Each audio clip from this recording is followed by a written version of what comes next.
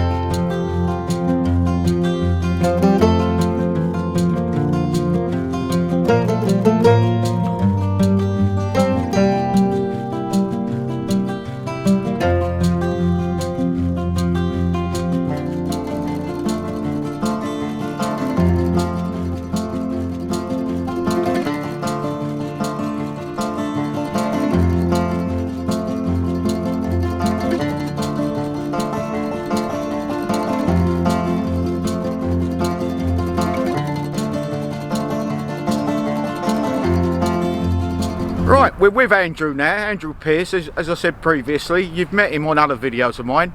Let's ask him a few questions, shall we? Andrew. Hello. What we got on today? Bit of cultivating today, bit of cultivation. Now I've tried to say the word of the make of the cultivator. Perhaps you can put me right. What is it called?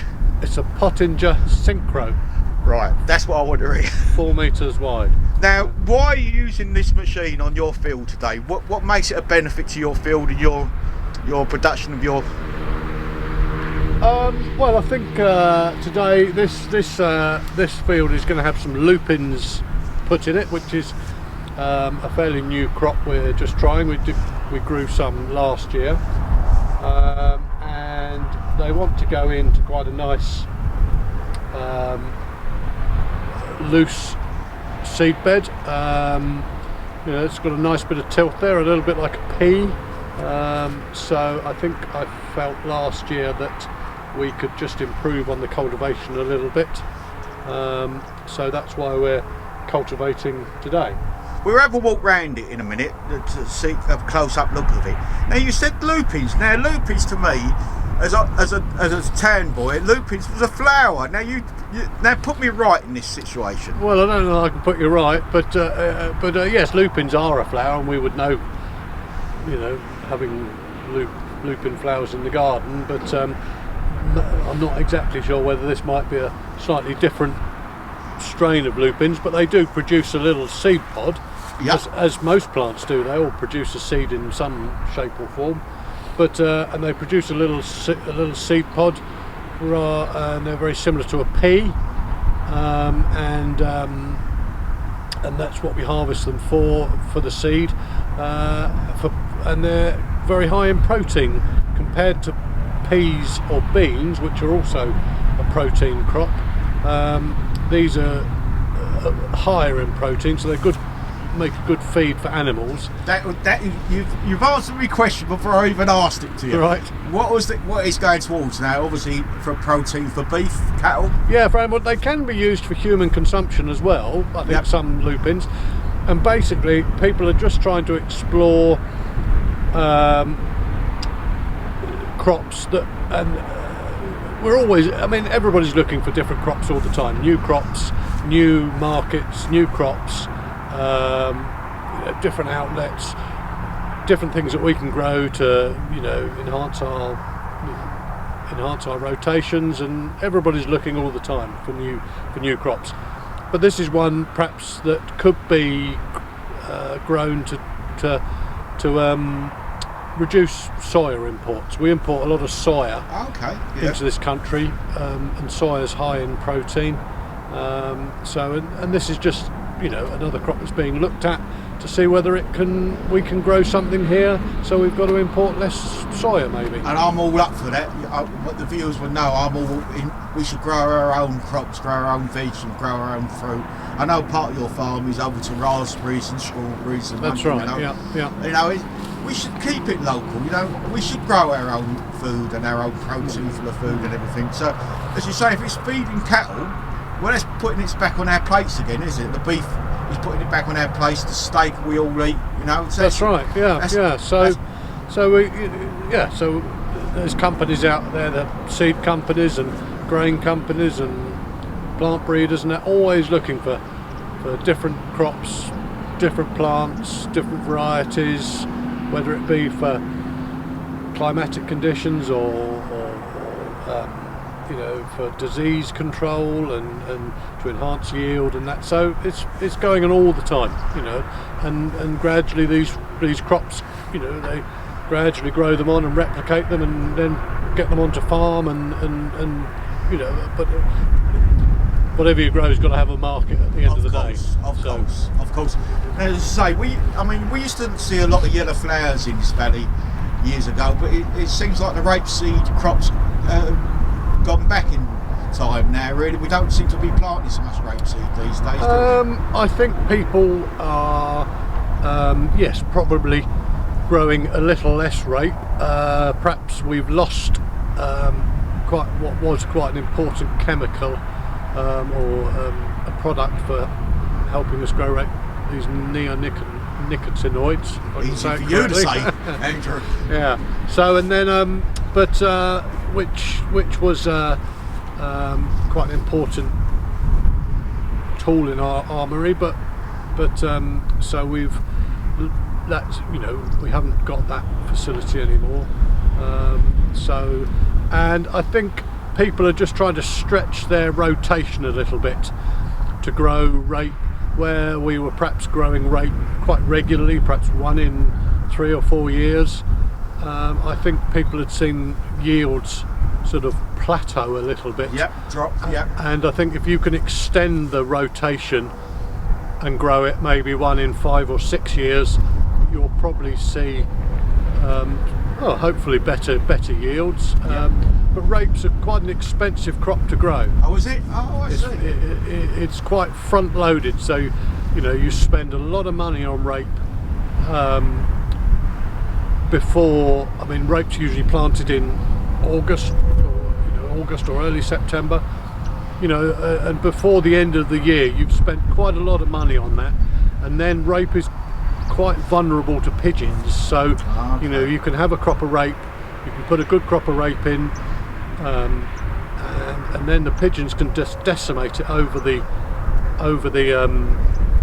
winter. Yep. And also with flea beetle, which is what the neonicotinoids helps combat. So you can, going into the winter you can have a lovely looking crop of rape, coming out of the winter you can have a terrible looking crop of rape, because of flea beetle and pigeons. So I think people are just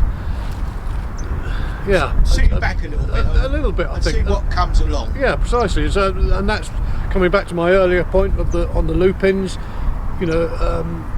It's another crop we can grow that would, perhaps another break crop. Yeah. So it could replace rape, or to a certain degree it could replace a few acres of rape on your farm, and it just helps stretch that rotation out. So we're not growing rape quite so regularly. And it's good for people like yourself. You're a middle-sized farmer, as I like to call you. Not a big farmer. Yeah. And you're the governor, and you're out in the tractor. You haven't got 20 people that could do it for me you. and one other person, really. You've got to earn a wage. Yes. And the farm's got to keep going, obviously, and in this day and age, and hopefully, well, perhaps that's a bit controversial to say, but hopefully Brexit will say it in one way or another. We don't know. We can only see what happens in the future.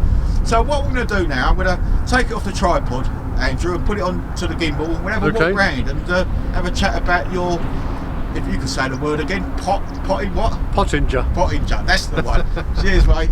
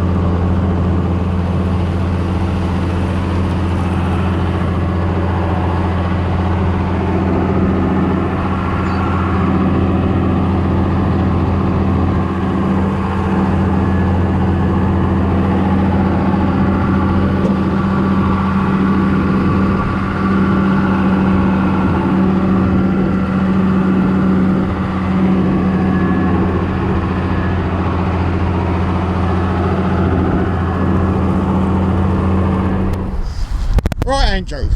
Oh, excuse the wind, but we're gonna try and go around this a little bit more. Right, it's a oh, I can't say it. I'll give up saying it. It's one of them. A Pottinger. Yep. And this is what they call their Synkro 4030. So that's their sort of name for this machine. 4030 is, well, it's 4 meters wide, or it might be 4.3, but it classes a 4 meter cultivator, really. Right. Now, it's got several bits to this cultivator. Explain which bits do individual things. So it's got a sprung leg on it. And what we got then? We got four.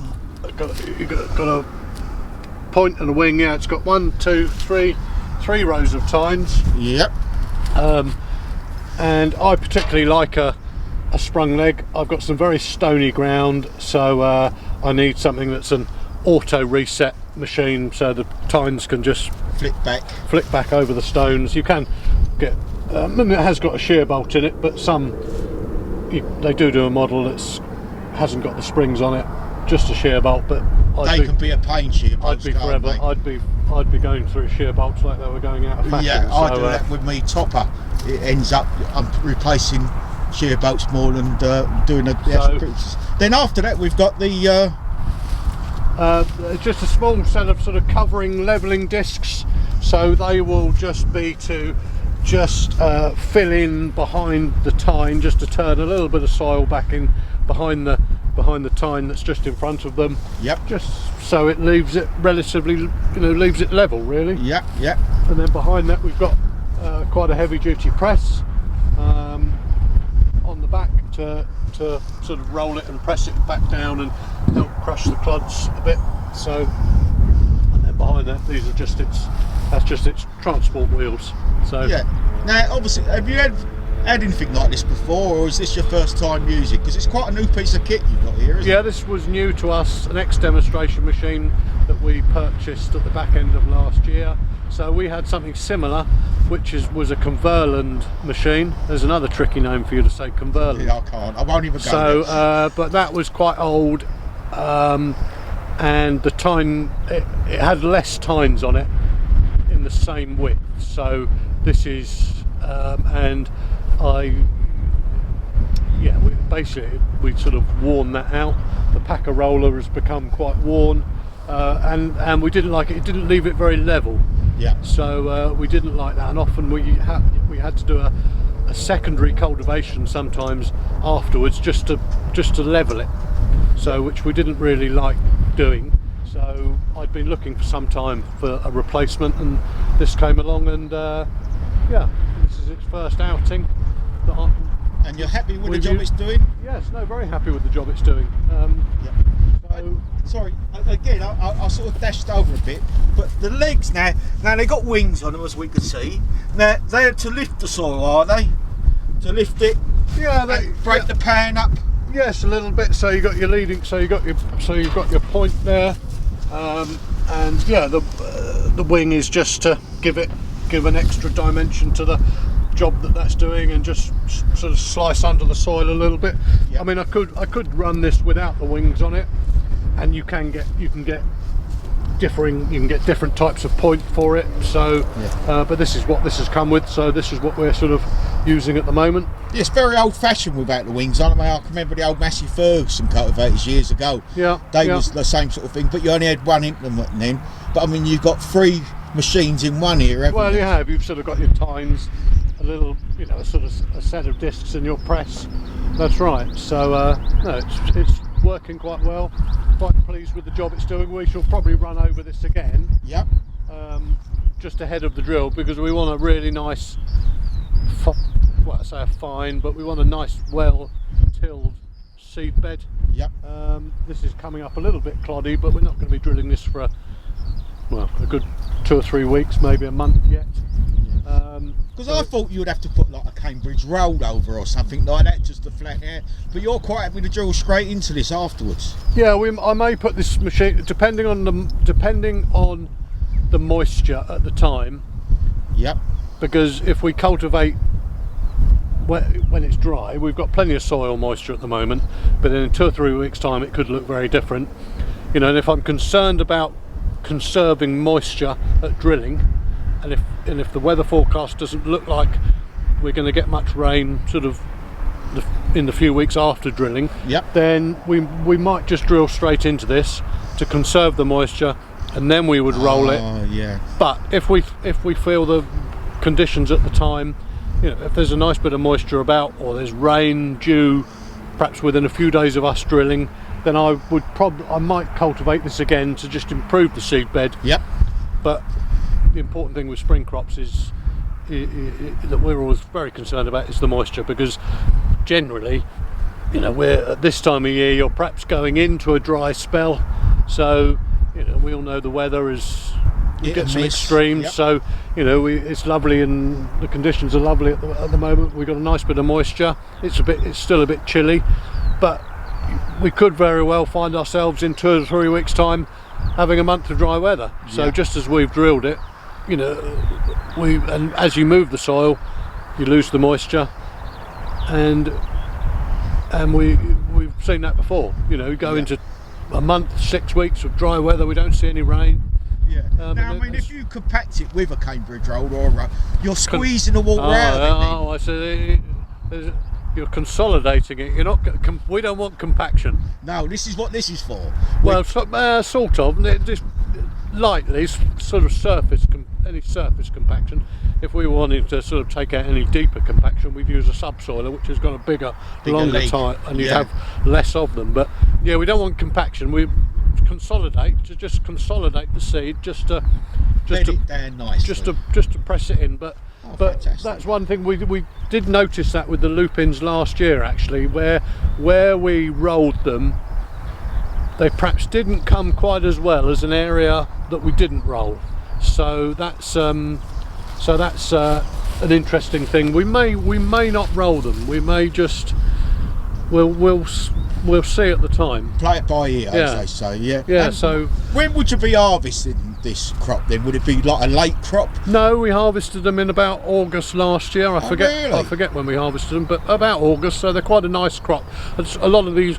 That's the problem with a lot of these new crops, i.e. like soya beans and 1 or 2 other crops, that they can often be quite a late harvest. So you're off, you know, you've finished all your other harvesting and you're getting into September.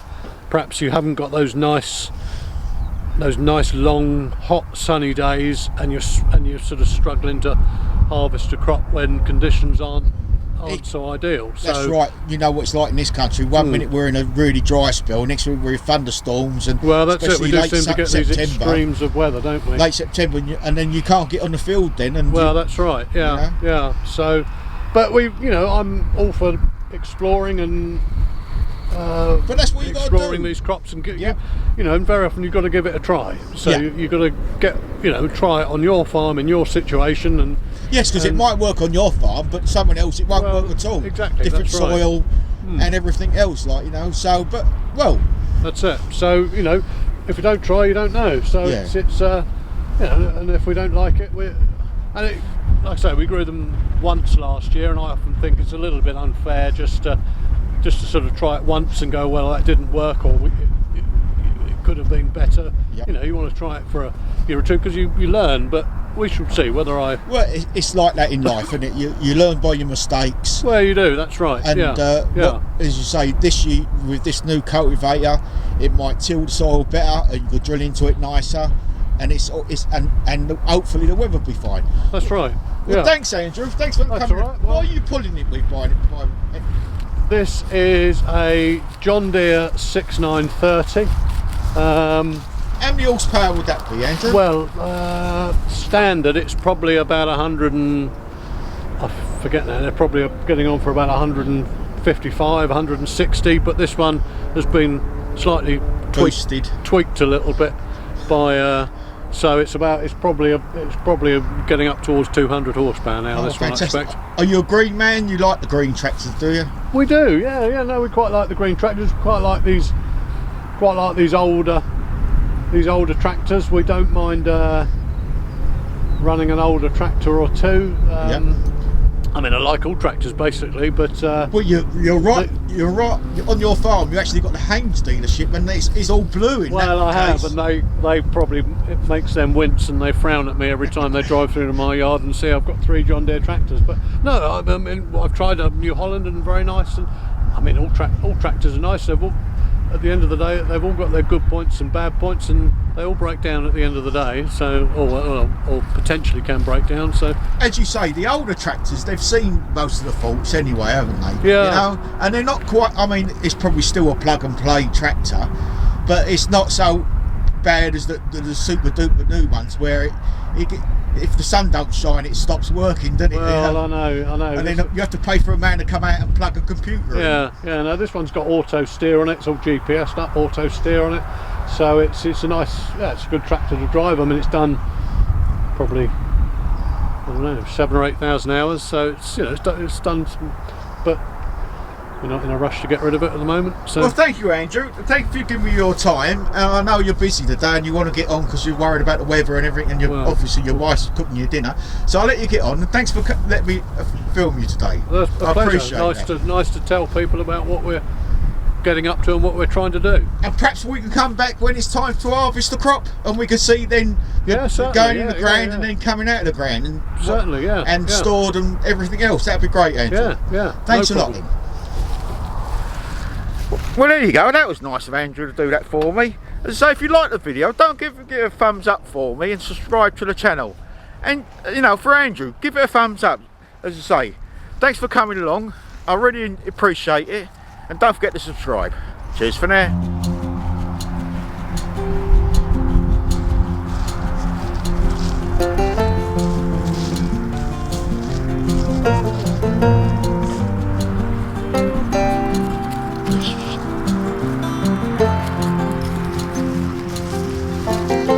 Say hello. Say hello. They love a ride. They love a ride in the tractor and coming out and about, don't you? Like a bit of digging.